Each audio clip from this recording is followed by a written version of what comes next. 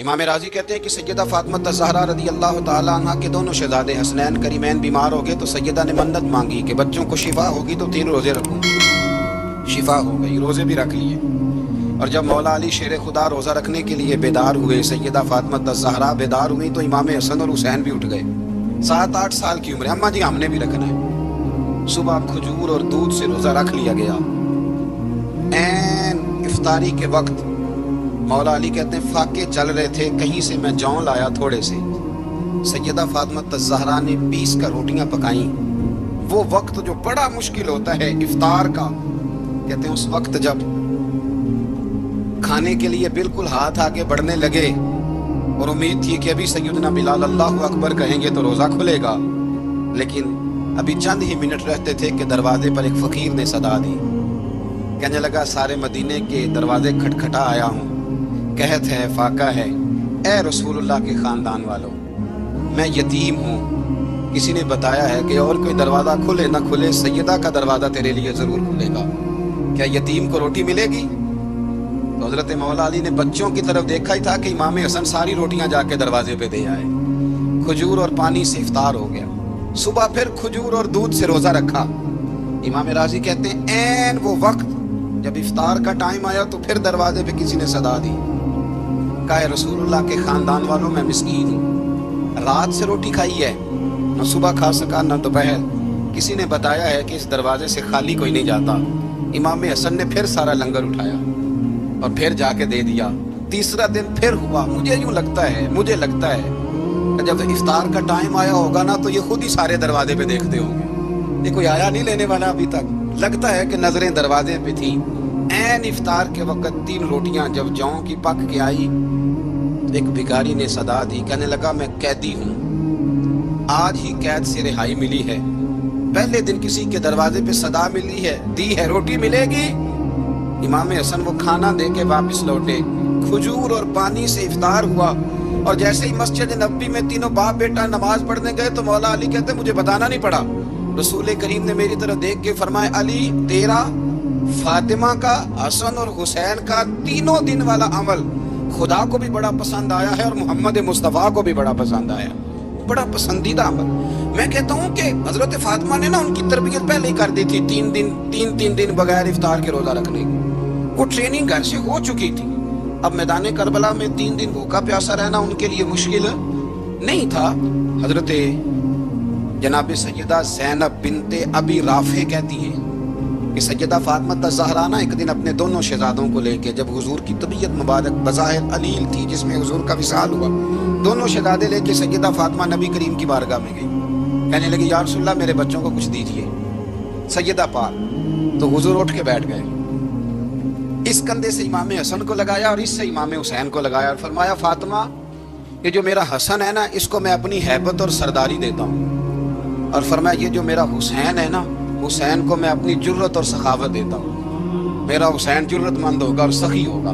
داتا گانج بخش علی حجویری، امام الاولیاء، سید الاصفیاء، داتا صاحب کشف المعجوب میں فرماتے ہیں ایک دن نا امام حسین کے پاس ایک شخص آیا بڑی دور سے کچھ مانگنے کا، حضور کچھ دیجئے.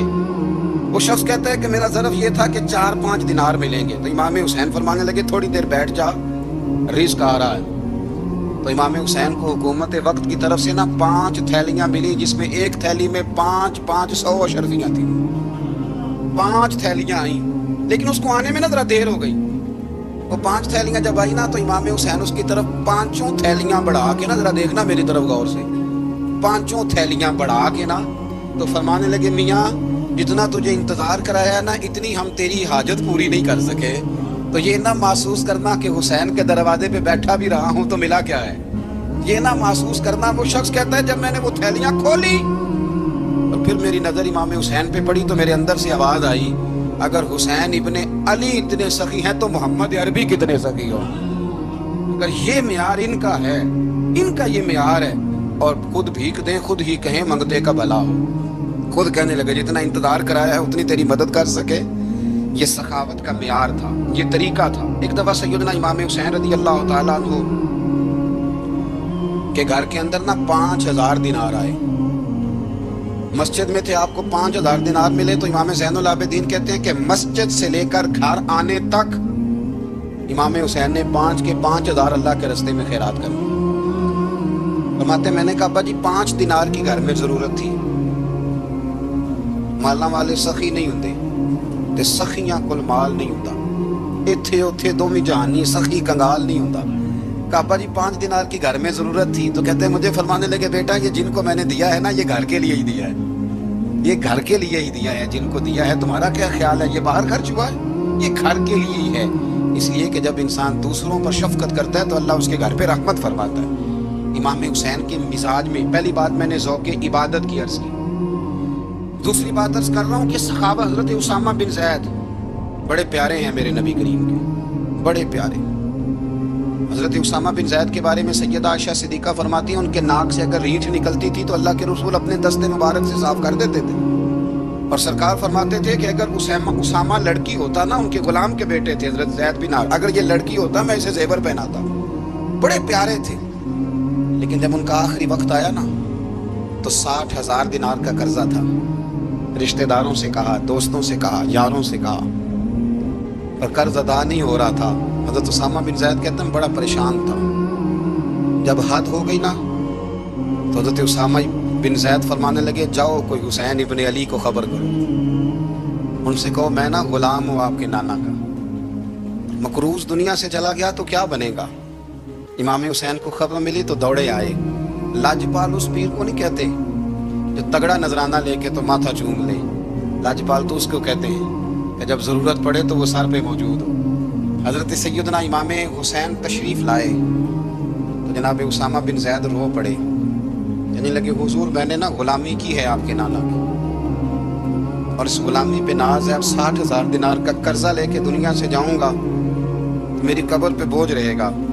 امام حسین خادم کو بھی کہہ سکتے تھے جاؤ گھر پیسے پڑے ہیں لے آؤ، امام حسین خود گئے، چادر اوڑھ کے تو اس کی اوٹ میں بکل میں 60,000 دینار چھپا کے لائے، اور جناب اسامہ بن زید کے سامنے رکھ کے کہنے لگے اسامہ یار پیسے رات کو ہی آئے تھے، میں سوچ رہا تھا مجھے تو ضرورت نہیں، اللہ نے کس کا نصیب میرے گھر میں بھیج دیا، مجھے تو حاجت ہی نہیں تھی، اب پتہ چلا پیسے تیرے تھے، اللہ نے حسین کی ڈیوٹی لگائی ہے کہ جا کے دے آ۔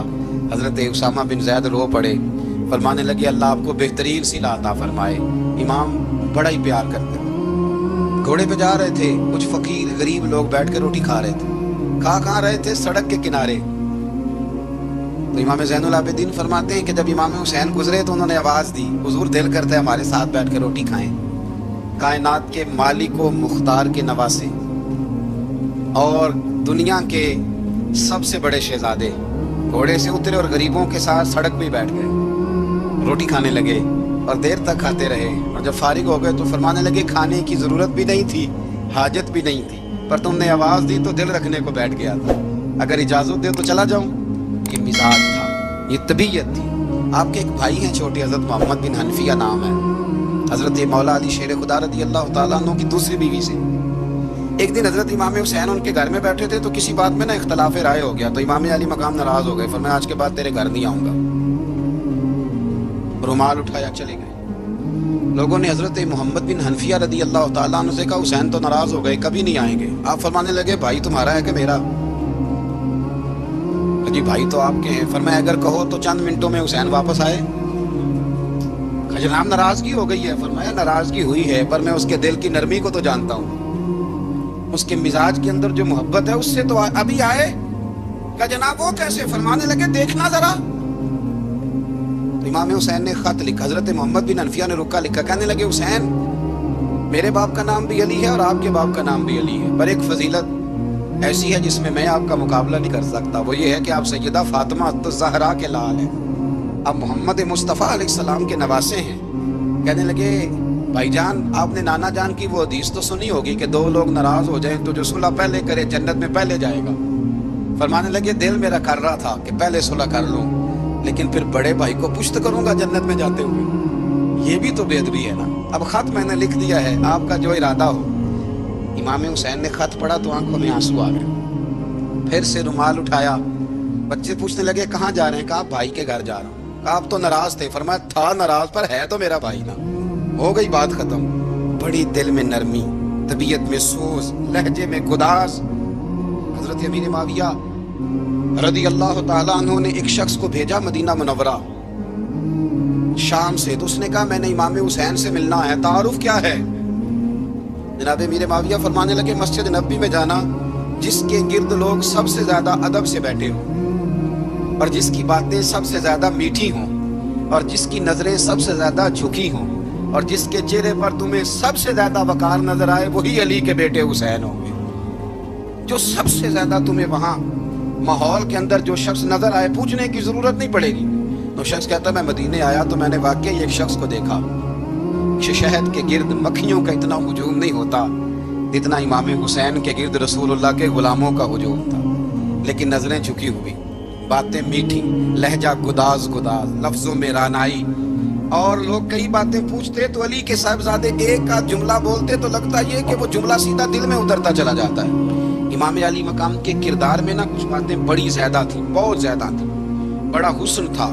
एक बात तो ये थी इमाम हुसैन रदी अल्लाह ताला अन्हु का इल्म फजल बड़ा कमाल का था। एक दफा सहाबा में मसला बन गया कि बच्चा पैदा होता है तो इसका वजीफा कैसे लगाना है। इमाम हुसैन का इल्म फजल बता रहा हूँ, इल्म फजल। तो बात बड़ी पेचीदा हो गई। हजरत अब्दुल्लाह इब्न जुबैर के पास लोग आए, कहने लगे कि आप बड़े साहिब इल्म फजल हैं, आपने हुजूर अलैहिस्सलाम के साथ वक्त गुजारा है, तो मसले को हल करें कि बच्चा पैदा होने के बाद हुकूमत अगर वजीफा लगाएगी तो कब लगाए। जब बहस तूल पकड़ गई, मसला हल नहीं होता था, तो हजरत अब्दुल्लाह इब्न जुबैर कहने लगे हमसे नहीं हल होगा। एक बंदा है जिसके सीने में रसूलुल्लाह सल्लल्लाहु तआला अलैहि वसल्लम के नूरे नबुव्वत का फैजान है, वो ये मसला हल करेंगे। तो कहा वो कौन से? आप फरमाने लगे जब हमसे मसाइल हल नहीं होते तो हम उनके इल्म से फायदा उठाते हैं। कहा कौन है? कहा जनाब इमाम हुसैन। तो लोग हजरत इमाम हुसैन के पास गए, कहा हजरत ये एक मसला उलझ गया है कि बच्चा पैदा हो तो वजीफा कब लगाना है। फरमाया उलझने वाली बात ही कोई नहीं, पैदा होने के बाद जब वो पहली दफा आवाज निकाले तो उसका वजीफा लगा दो। इसका मतलब ये है कि वो दुनिया में आ गया है, उसने अपने आने का इजहार कर दिया है, ऐलान कर दिया है, अब उसका वजीफा लगा दो। तो इस पर फिर सहाबा का इत्तेफाक हो गया। इमाम हुसैन के इल्म से, फजल से लोग फैज उठाते थे। हजरत सैयदना इमाम हुसैन की शहादत के बाद हजरत अब्दुल्लाह इब्न जुबैर रज़ी अल्लाह ताला अन्हु ने कातिलाने हुसैन से खिताब किया और फरमाने लगे अल्लाह की कसम तुमने उस शख्स को शहीद किया है जो रातों को लंबे लंबे क़याम करता था, और तुमने उस शख्स को शहीद किया है जिससे मैं दिन में जब भी मिलता था तो वो रोजे से होता था। तुमने उस शख्स को शहीद किया जो कायमुल लैल था, साइमुद दहर था, उस शख्स को तुमने शहीद किया। आपको पता है कि मैदान करबला में जब 9 मुहर्रम को इब्ने साद ने इमाम हुसैन से कहा कि जंग करो, अगर यजीद की बैत नहीं करनी, तो इमाम हुसैन ने फरमाया एक रात की मोहलत दे दो, एक रात की मोहलत दे दो। हजरत इमाम ज़ैनुल आबिदीन कहते हैं मैंने अपने वालिद गिरामी से अर्ज की कि अब्बा जी आप जिहाद से दूर जाने वाले तो हैं नहीं, आप तो जिहाद से प्यार करने वाले, और ये भी पता है मुझे कि ये जंग अब हो के रहेगी, तो एक रात की मोहलत देने का माना क्या है? भाई कल भी लड़ना है और रात भी लड़ना है, तो अब्बा जी एक रात की मोहलत। तो सैयदना इमाम हुसैन रज़ी अल्लाह ताला अन्हु फरमाने लगे बेटा रात की मोहलत इसलिए ली है कि मैं आज रात खुल के अपने रब की इबादत करूं, मैं इस्तिगफार करूं, मैं लंबे सजदे करूं। और कहा ज़ैनुल आबिदीन तू जानता है ना कि मुझे नमाज से, तिलावत से, दुआ से और इस्तिगफार से बड़ा प्यार है। रसूल करीम अलैहिस्सलाम ने फरमाया, जामे तिरमिज़ी में मौजूद है, फरमाया मैं जा रहा हूँ पर तुम्हें 2 बड़ी भारी बड़ी वजनी चीजें दे के जा रहा हूँ। सिहा सित्ता की रवायत, 2 वजनी चीजें तुम्हारे बीच छोड़ के जा रहा हूँ, अगर इनको थाम के रहोगे तो कभी गुमराही तुम्हारे पास नहीं आएगी। या रसूलल्लाह वो कौन कौन सी?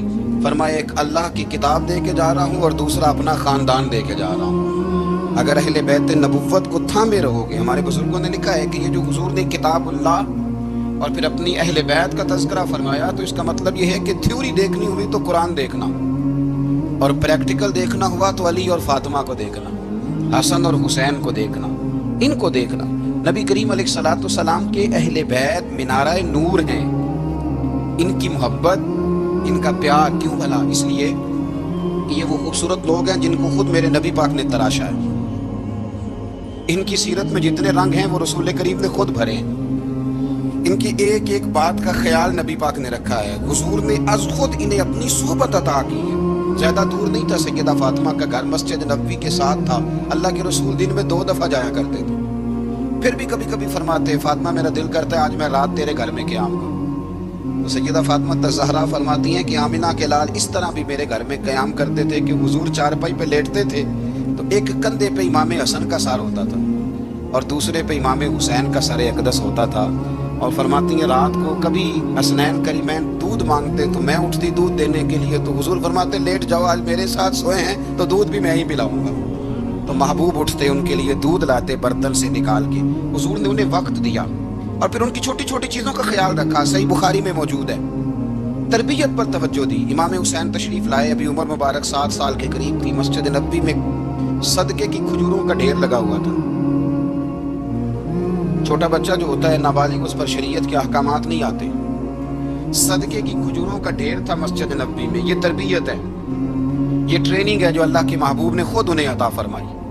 صدقے کی کھجوروں کا ڈھیر تھا، امام حسین حضور کے ساتھ آئے تو امام علی مقام نے نہ ایک کھجور اٹھا کے منہ میں رکھ لی۔ شارحین نے لکھا ہے لگتا یہ ہے کہ کئی دنوں کی بھوک تھی، کیونکہ یہ فاقہ اہل بیت کا بڑا محبوب ہے، مجبور نہیں تھے، وہ تو خزانوں کے مالک تھے، پر غریبوں سے محبت کی وجہ سے فاقے کیا کرتے تھے، یہ ان کی پسند ہے فاقہ کرنا۔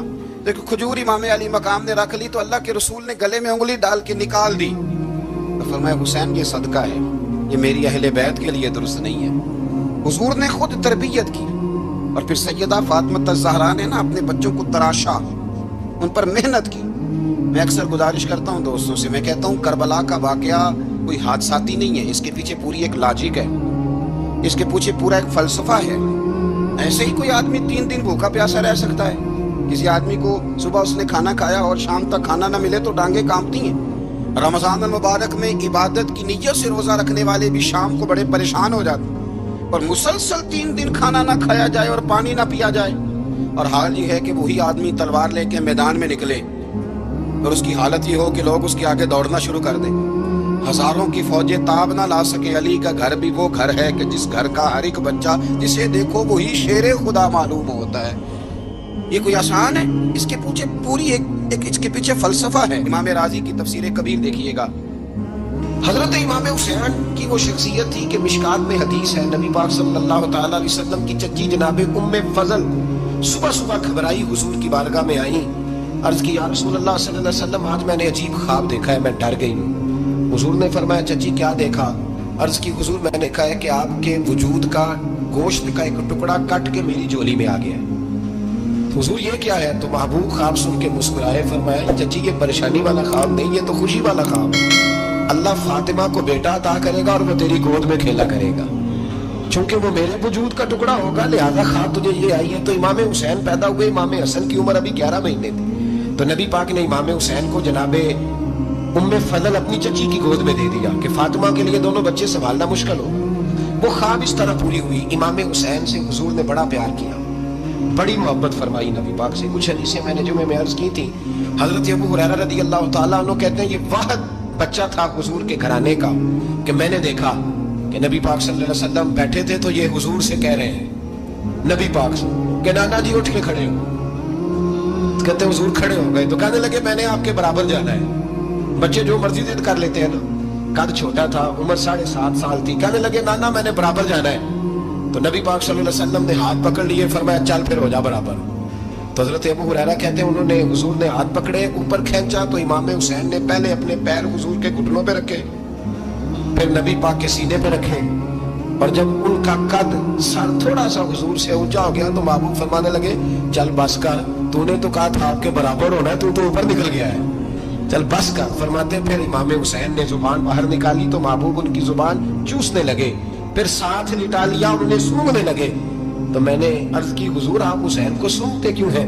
تو فرمایا ابو ہریرہ مجھے حسین کے وجود سے جنت کی خوشبو آتی ہے، مجھے حسین کے وجود سے جنت کی۔ ایک دن حضور گزر رہے تھے، اصل اس طرح تھا کہ یہ نبی پاک کا حجرہ تھا، جن لوگوں کو اللہ نے مدینے کی زیارت کرائی ہے وہ جان سکتے ہیں، نبی پاک کا حجرہ تھا، تو حضور کے حجرے کی اس جانب یعنی مسجد کی جو بالکل سیدھ ہے اس کی بیک میں سیدہ فاطمہ رہتی ہے، تو حضور اکثر نہ نماز کے لیے جب نکلتے تو حضرت فاطمہ کے حجرے کے پاس سے ہو کر دوبارہ محراب میں جاتے، محبوب حجرے کے پاس سے گزرے تو امام حسین رو رہے تھے، تو حضرت فاطمہ نے کسی بات میں جھڑک دیا تو امام حسین رونے لگے، تو نبی پاک نماز کے لیے گئے تو واپس لوٹ آئے، اور واپس تشریف لا کے کہا فاطمہ حسین کو کیا ہوا؟ عرض کی یا رسول اللہ تنگ کر رہے تھے میں نے ڈانٹ دیا ہے۔ کیا خوبصورت جملے ہیں حدیث پاک میں۔ سرکار نے فرمایا فاطمہ اس کو حسین کو نہ رونے نہ دیا کر، یہ جب روتا ہے نا تو میرے دل کو تکلیف ہوتی ہے۔ تو بی بی صاحبہ کہتی ہیں کہ حکم آیا نبی پاک کا میرے نام، پھر میں نے ڈانٹنا چھوڑ دیا۔ یہ ان کے فضائل تھے، کم ان کی تربیت خود نبی پاک نے فرمائی۔ پہلی بات تو یہ ہے کہ نبی پاک نے دعا مانگی تھی، یا اللہ میرے گھر والوں کو زیادہ روزی نہ دینا، انہیں ایک وقت روٹی دینا، ایک وقت کی بھوک دینا۔ یہ جو 10 دن کربلا میں انہیں ٹینشن نہیں نہ ہوئی، انہیں عادت تھی فاقہ کرنے کی، انہیں 3 دن وصلی روزے رکھنے کی عادت تھی، پہلی بات۔ دوسرا یہ کہ جہاد کی تربیت حضور خود کراتے ہیں۔ حضرت فاطمہ زہرا کہتی میں پردے کے پیچھے دیکھ رہی تھی، نبی پاک نے امام حسن اور حسین سے فرمایا چلو میرے سامنے کشتی لڑو۔ تو دونوں حضرات آپس میں جب کشتی لڑنے لگے تو نبی پاک نا امام حسن کو کہتے ہیں حسن حسین کو ٹانگوں سے پکڑو، حسن حسین کو پیچھے سے پکڑو۔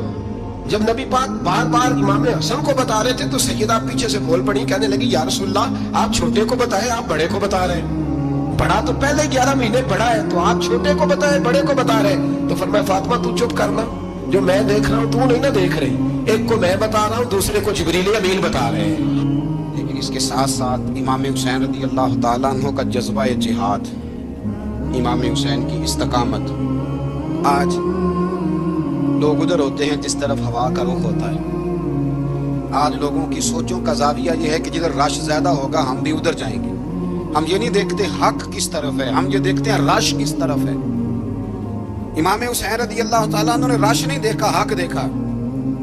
امام حسین رضی اللہ تعالیٰ عنہ استقامت کے وہ پہاڑ ہیں، معمولی آدمی نہیں تھے۔ فرزق شاعر کہتا ہے کہ میں نے امام حسین سے کہا تھا، میں نے کہا لوگوں کی تلواریں یزید کے ساتھ ہیں پر دل آپ کے ساتھ ہے، دل آپ کے ساتھ ہیں۔ امام حسین رضی اللہ تعالیٰ عنہ نے زمانے کے حالات نہیں دیکھے، حق اور سچ دیکھا۔ جتنی چیزیں انسان کو کمزور کر سکتی ہیں وہ ساری امام حسین پہ طاری کی گئی، جتنی چیزیں۔ وطن چھوڑنا کتنا کو مشکل ہوتا ہے، شالا پردیسی کوئی بھی نہ تھی وے ککھ جنا تو پارے۔ حضرت سلطان باؤ فرماتے ہیں بچو پردیسی ہونا کوئی آسان ہے؟ جس آدمی کا کسی چھوٹے سے گاؤں میں بھی مکان ہو چھوڑنا پڑ جائے تو روٹا ہے۔ تو مجھے بتاؤ جس نے اپنا سارا بچپن مدینے میں گزارا ہو، آج جو ایک ہفتہ مدینے رہ کے آتے ہیں ان سے واپس نکلنا مشکل ہوتا ہے۔ لیکن امام حسین حق کا رستہ تھا، وطن کی قربانی دی، اور معمولی وطن نہیں، مدینے جیسا وطن۔ اور جب کھڑے تھے نا امام حسین رضی اللہ تعالیٰ عنہ رجب میں نکل رہے تھے مدینے سے، تو کوئی شاعر کہتا ہے دور کھڑے ہو کے انہوں نے گویا کہا تھا آقا تیرے کرم کے خزینے کی خیر ہو، میں جا رہا ہوں تیرے مدینے کی خیر ہو۔ امام حسین نے وطن چھوڑا، کوئی لغزش نہیں پیروں میں، کوئی نہیں، شہزادوں والی زندگی تھی، مسجد نبوی کے امام تھے، نبی کریم علیہ السلام کے روضہ اطہر پر تشریف رکھتے تھے، زمانہ حیا کرتا، شان و شوکت تھی، پر حق کے لیے چھوڑا، نکل کر خانقاہوں سے ادا کر رسم شبیری۔ اور پھر بڑا مشکل ہوتا ہے، جس شخص کے ساتھ بچے اور عورتیں ہوں وہ تو یہ کہہ کے لڑائی سے جان چھڑاتا ہے کہ میرے ساتھ فیملی ہے، نہ ہوتی تو تجھے بتاتا۔ پر امام حسین کو اولاد بھی کمزور نہیں کر سکی، عورتوں کا ساتھ ہونا کمزور نہیں کر سکا۔ پھر امام علی مکہ بھوک کتنا مشکل کام ہے۔ آج لوگ کہہ نہیں دیتے کہ میں تو اس لیے گناہ کرتا ہوں کہ رشوت اس لیے لے لیتا ہوں کہ بچے چھوٹے ہیں۔ 10 دنوں کی کم و بیش سفر، 3 دنوں کی بھوک اور پیاس، پر حق کے رستے میں امام حسین کو کوئی چیز کمزور نہیں کر سکی۔ اور پھر وہ جتنی باتیں لوگ کہہ سکتے تھے وہ ساری کہیں گئیں، ساری۔ اور آ کے عرض کرنے لگا حضور یہ کوئی معمولی دشمن نہیں، یہ وہ ظالم ہے جو لاشوں پہ بھی گھوڑے دوڑا دیتے۔ تو امام علی مقام فرمانے لگے جو شہادت کا جذبہ لے کے نکلے وہ پھر انجام نہیں دیکھا کرتا، وہ انجام، وہ جتنی چیزیں جو استقامت کے رستے میں آ سکتی ہیں وہ ساری چیزیں رستے میں آئیں، پر امام علی مقام نے کسی چیز کی پرواہ نہیں کی۔ آج کا مسئلہ یہ ہے کہ آج لوگوں میں استقامت نہیں ہے، رات کو کچھ ہوتے ہیں، سویرے کچھ ہوتے ہیں، دوپہر کو کچھ ہوتے ہیں، شام کو کچھ ہوتے ہیں۔ ہمارا کل انداز تکلم کچھ اور ہوتا ہے، صبح کچھ اور ہوتا ہے۔ امام علی مقام میدان میں رہے، ایک میت گھر میں ہو جائے تو کئی دنوں تک آنکھ کھلتی نہیں، ہوش رہتا نہیں۔ سب سے زیادہ مصائب امام حسین نے دیکھے، سب سے زیادہ، اور گھوڑے پر بیٹھنے سے پہلے ساری تکلیفیں آپ دیکھ چکے تھے۔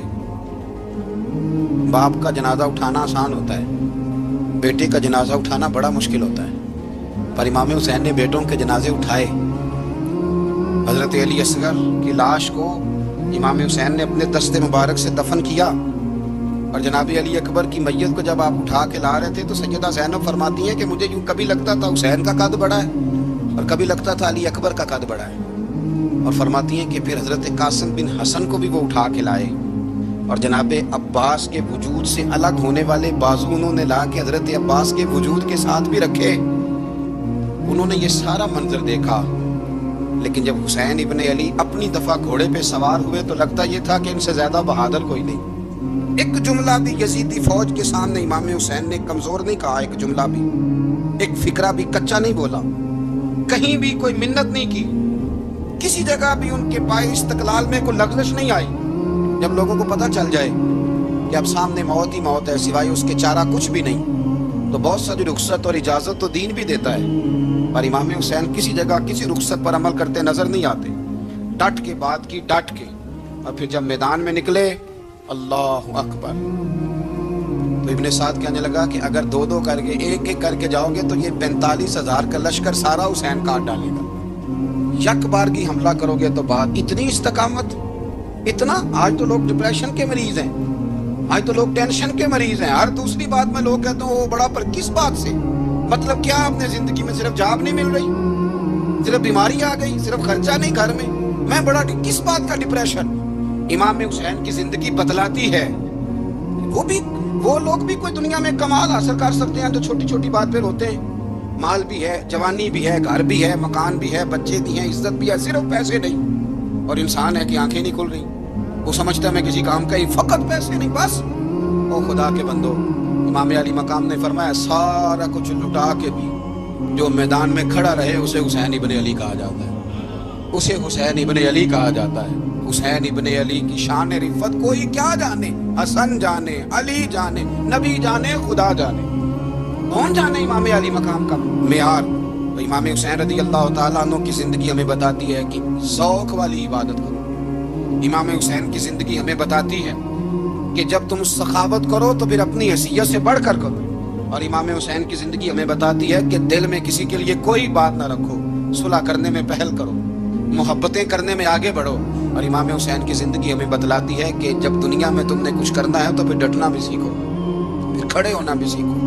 ये ना देखो कि हालात, इमाम हुसैन ने एक दिन भी हुकूमत नहीं की, यजीद ने 4.5 साल की, लेकिन क़यामत तक दिलों पे हुकूमत इमाम हुसैन की रहेगी, इमाम हुसैन की रहेगी, इसलिए कि उनमें इस्तकामत थी। इमाम हुसैन के साथ उस वक़्त 72 लोग थे, लेकिन आज कायनात का ज़र्रा ज़र्रा इमाम हुसैन के साथ है। इसका मतलब है वक्त लगता है, नजरिया गालिब आ ही जाया करता है, तो इस्तकामत वाली जिंदगी गुजारे। हजरत उमर जब नारा लगाते ना तो कैसे किस तरह कांपते। सफीर आते रूम के मिलने के लिए तो कहते जाओ उमर नफल पढ़ रहे हैं, टाइम कोई नहीं। एक दिन अंदर मीटिंग हो रही थी, हजरत उमर मीटिंग में बैठे थे, आपके बेटे मिलने आए अब्दुल्ला इब्ने उमर। अब्बा जी अंदर आ जाओ, फरमाया दरवाजे पे खड़ा हो, मैं जरूरी बात कर रहा हूँ, अंदर ना आना। जनाब अब्दुल्ला इब्ने उमर कहते हैं मैं दरवाजे पे खड़ा हो गया। थोड़ी देर गुजरी तो इमाम हुसैन भी आ गए। एक हदीस में, एक रवायत में इमाम हसन का लफ्ज भी है। इमाम हुसैन आए, आके अब्दुल्ला इब्ने उमर से कहने लगे उमर फारूक अंदर है? तो कहा वो अंदर तो है। तो कहा आप क्यों दरवाजे पे खड़े? कहने लगे अब्बा जी ने कहा है यहाँ इंतजार करो, मैं कोई जरूरी बात कर रहा हूँ। लेकिन शहजादे मेरे लिए कहा है, मेरे लिए, आप जाना चाहे तो चले। इमाम हुसैन कहने लगे अमीरुल मोमिनीन कोई बात कर रहे होंगे, मैं जोहर के वक्त मस्जिद में मिल लूंगा, जोहर का टाइम आएगा ना तो मैं मस्जिद में मिल लूंगा। ये कह के चले गए। हजरत उमर बाहर आए तो हजरत अब्दुल्ला इब्ने उमर से कहा कि कोई आया तो नहीं? अर्ज की हुजूर हुसैन इब्ने अली आए।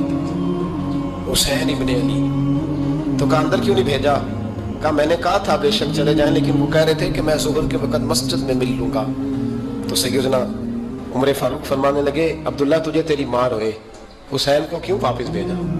फिर उमर, दुनियादारों के सामने डटना, खड़ा होना उमर पे खत्म है, लेकिन जो अंदर की बात है ना, रूह की, जो अकीदत की बात है, जो वफा का रिश्ता है, उसको कौन समझे? ये जो रूह की मजबूरियां हैं, ये जो वफा की मजबूरियां हैं, इसे लोग क्या समझे? इन्हें क्या पता कि मुर्शिद के बेटे के पैर चूमने में हुस्न क्या होता है, انہیں کیا پتا کہ جب استاد کا بیٹا گھر میں آتا ہے تو دل کرتا ہے مکان بیچ کے اسے دے دیں، اس کے باپ کی نیکیاں بڑی ہیں۔ جناب عمر فاروق دوڑے گئے، امام حسین کے دروازے پہ دستک دی، امام حسین باہر، کہا شہزادے یار ملنے آئے تھے بغیر ملے کیوں آ گئے؟ عرض کی کہ آپ مصروف تھے، آپ کے اپنے بیٹے بھی دروازے پہ کھڑے تھے تو میں واپس آ گیا۔ امام حسین کہتے ہیں عمر جذبات میں آ گئے، سر سے پگڑی گر گئی، کہنے لگے حسین میرے بیٹے کا اور حسین کا کیا مقابلہ؟ کیا اس کی ماں کا نام فاطمہ الزہرا ہے؟ کیا اس کی نامی کا نام خدیجہ الکبریٰ ہے؟ کیا اس کے نانے کا نام محمد مصطفیٰ ہے؟ اور پھر سر سے پکڑی اتری تھی، اپنے بال زور سے پکڑ لیے، کہنے لگے حسین میں نا مکے میں اونٹ چرایا کرتا تھا اور ڈنڈوں سے مار کھاتا تھا اپنے باپ سے، یہ جو آج ساری دنیا میں عمر کے نعرے لگتے ہیں یہ تیرے نانے کا صدقہ ہے۔ شہزادے میری وفا اور میری وفا میں جب تیرا دل کرے نا دوڑ کے آ جایا کر۔ عمر تو لوگ ایک دن امام حسین نے آگے نا جناب فاروق اعظم سے کہا، خطبہ دے رہے بچوں کی تبھی شروع پتہ نہیں کیا بات آئی امام حسین کے دل میں، کہنے لگے عمر نیچے اترو، یہ میرے نانا کا ممبر ہے۔ تو حضرت سیدنا عمر سنو، کبھی میرا بھی بچہ آ جائے تو میں کہتا ہوں اس کو پکڑو یار، بچوں کو تو نہیں نا جمعوں میں مطلب ذکر کیا جائے، اترنا میرے نانے کا ممبر ہے۔ جناب عمر اتر کے نیچے کھڑے ہو گئے تو کہا جا کے اپنے نانے کے ممبر پہ بیٹھ۔ تو حضرت عمر وہ پڑے، کہنے لگے شہزادے میرے نانے کا ممبر ہی کوئی نہیں ہے ہی نہیں، یہ ممبر یہ مصلی یہ تیرے نانے کی شان ہے، میرے نانے کا کوئی ممبر نہیں، تیرے ہی نانے کا ممبر ہے۔ تھوڑی دیر کھڑے رہے تو امام حسین کہنے لگے اچھا کوئی نہیں آپ کے نانے کا ممبر کا نہیں، کہا چلو پھر میرے نانے کے ممبر پہ بیٹھ جاؤ چلو خیر، کوئی نہیں آپ کے نانے کا، کہا نہیں، تو کہا کوئی نہیں پھر میرے نانے کے۔ جب حضرت عمر بیٹھے تو بڑا شاندار جملہ کہا، فرمانے لگے میں ممبر پر مرضی سے نہیں بیٹھا تھا، مجھے ابو بکر نے بٹھایا تھا، اور پھر حسین کے کہنے پہ میں اترا ہوں، اب مجھے حسین نے بٹھایا ہے، اب کسی کی جرأت ہے تو عمر کو اتار کے دکھائے، اب میں حسین کا تیری نسل پاک میں۔ اللہ تعالی ہمیں ان کے فیوز و برکات عطا فرمائے۔ آخر دعوانا ان الحمدللہ رب العالمین۔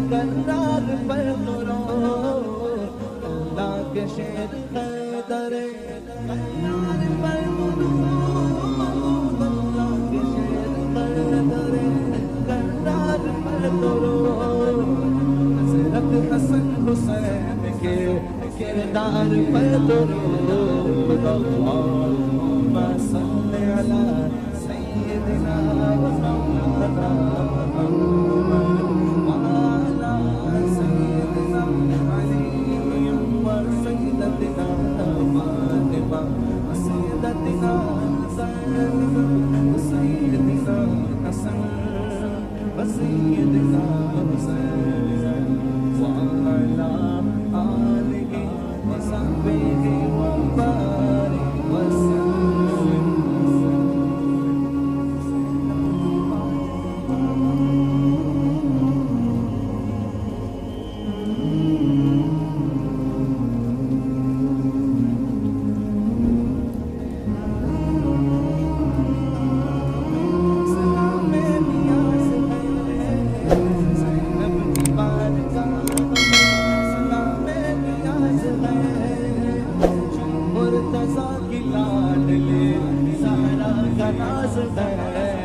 اللہ